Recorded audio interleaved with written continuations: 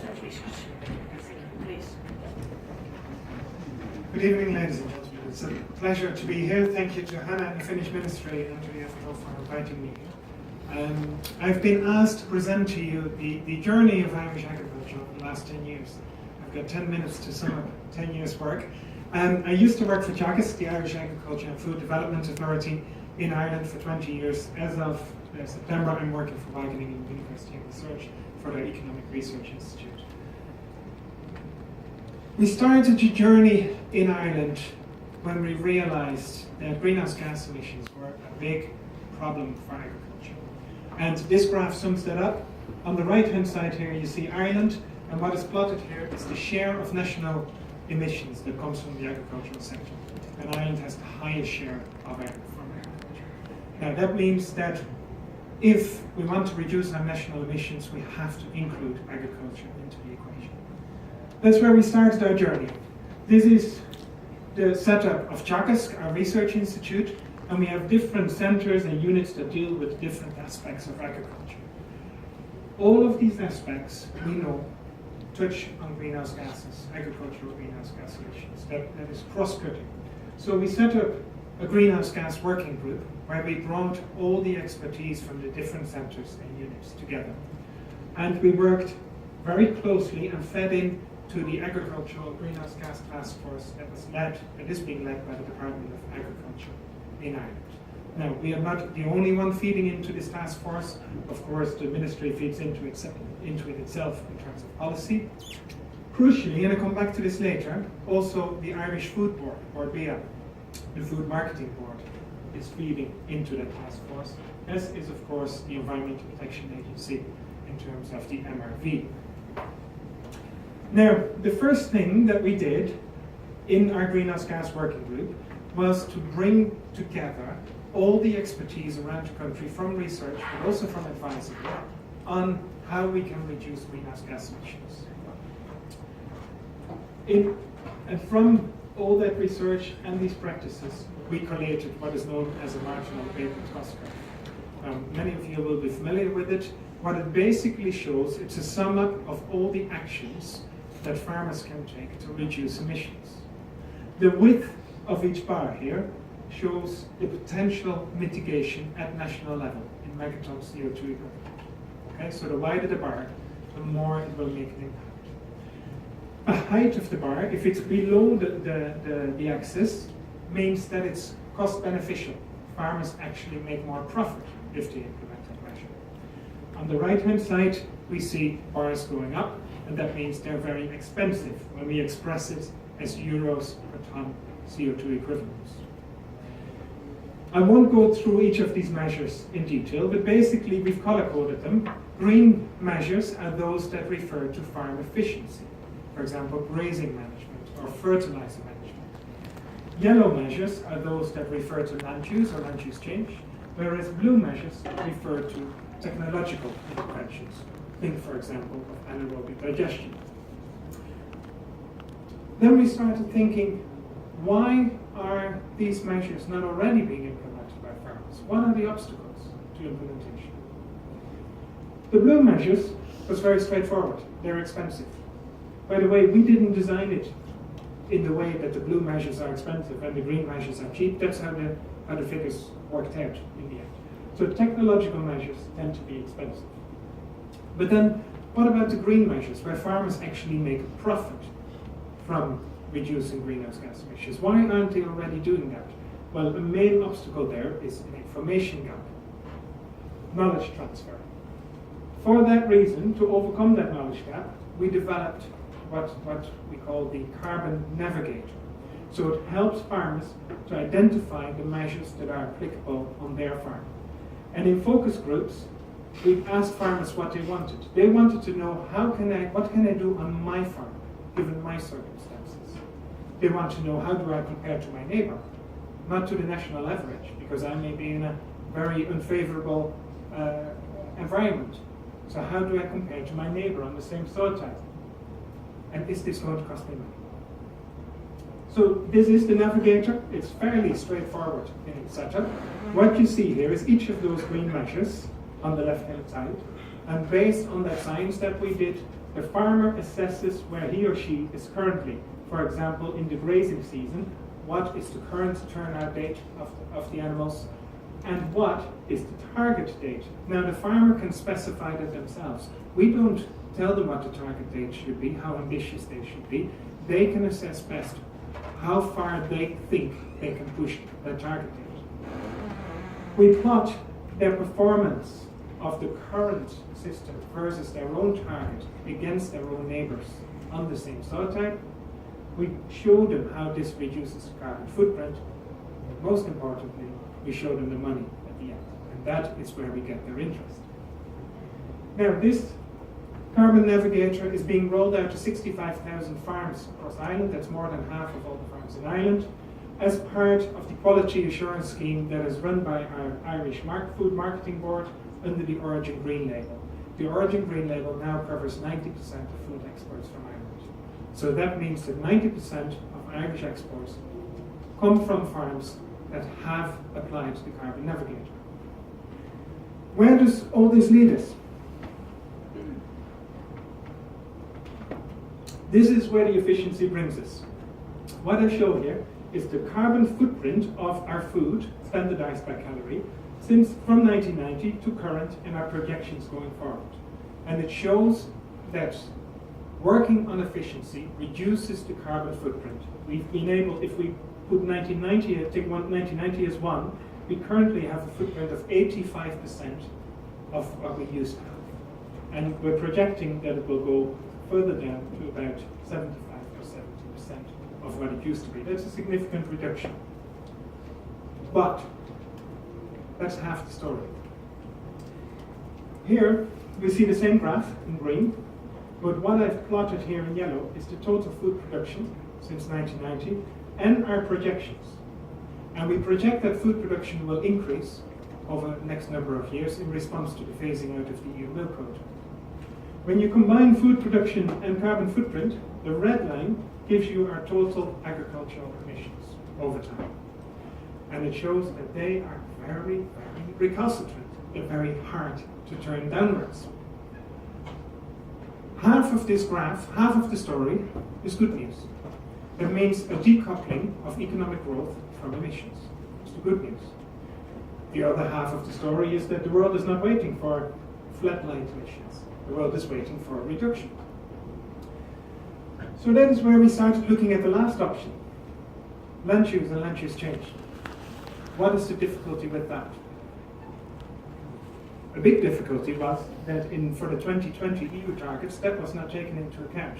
Now the EU had good reasons to do that we can discuss later. But for farmers, this presents difficulties because a farm is a combination of animals and land. And for a farmer, it's difficult to separate these. And what is effectively happening in the agricultural inventories is that we measure all the bad emissions that we're familiar with. They are being captured. But we know, of course, that the land has potential to sequester or offset carbon. And they're currently not in the 2020 inventories. And if we can extend or expand the boundaries of our thinking in our accounting, we can still continue to work on reducing the bad emissions, but we can also work on increasing the sequestration potential of the land. It gives us more tools in the toolbox. This is now recognized in the European proposals for 2030, where they provide a degree of flexibility, what's called flexibility, from the land use sector to the effort sharing decision, basically to the agricultural and other sectors. And Ireland has been given a flexibility of 5.6% to use the land use sector, which started us thinking, how can we make sure that we keep more or put more carbon into the soil? And of course, that was also the theme, one of the themes last year in Paris with the 4 initiative that was proposed by the French hosts. Sequestering carbon in the soil is a promising measure in its own right to offset some of the agricultural emissions. So for the last 2 years, we've been busy in the research side trying to bring land management into the equation. And we looked at 5 things. First, we looked, where is the carbon? And of course, most of the carbon is in our peats. Our peats cover about 20% of land surface, but hold between half or 3/4 of all the soil carbon in the country. So that's the first step. The second step that we looked at was, I'm going too fast here, was looking at carbon hotspots. So these are the soils, the peat soils that were drained in the past to increase agricultural production, and that are still year after year emitting carbon dioxide from the soil. And the emissions when we first saw the new emission factors in the wetland supplement, we got a fright, because they can lose up to 20 tons per hectare of carbon dioxide. Now, we've done a study where we try to identify where these hotspots are, and we've mapped them, and these are the peats that are drained and intensively farmed, either arable or very intensive agriculture. Now, we found that they may be losing up to 10 megatons of CO2 equivalents per year, which is about half of all the agricultural emissions. The good news, as you can see, is that they are pinpricks. The real high-emitting soils are pinpricks in the landscape. And that's good news, because that means if we want to do something about it, we're dealing at most with hundreds of farmers, not with thousands of farmers. The third thing we looked at is neo-drainage, because since the phasing out of the milk quota, there's an incentive again for farmers to drain land, wet grassland, to bring it into production. And we did a study where we compared not all soils respond the same to drainage. If you have a pure mineral soil, the carbon losses will be relatively low. If you have a histic soil that is edging towards the peat, the carbon losses will be very high. And in this study, we did a trade-off analysis between increased productivity from drainage and the carbon dioxide emissions, and the variable we used was the international carbon price. Now, at a price of 40 euros per CO2 equivalent, we see that the green areas, this is where the increase in productivity outweighs the carbon penalty, if you like, but the yellow areas lose so much carbon that the carbon penalty exceeds the increase in farm profitability. The fourth layer we looked at was the forestry, where Ireland has the lowest forest cover in Europe, so there's potential for first generation forestry and sequestration that comes with that. And here the green areas are the soils that are neither falling under environmental protection, nor are they the most productive agricultural soils. So they're the marginal soils that are of reduced environmental interest in terms of biodiversity. And they are the target soils for forestry. This is the last thing we looked at. And this is the mainstream grasslands. All 90% of land in Ireland of agricultural land is grass. And how can we increase the sequestration? Now, this is new findings from what I'm plotting, I beg your pardon, here is we have soil profiles. This is the depth of the soil profile. And what we're plotting here is the carbon amount for different soils in different colors here. On this axis, we're plotting how labile that carbon is. So what we see here is that on all soils, in the topsoil, there's a lot of carbon, big bubbles here, but it's very labile. That means that it can kind of go up in a puff of smoke very quickly.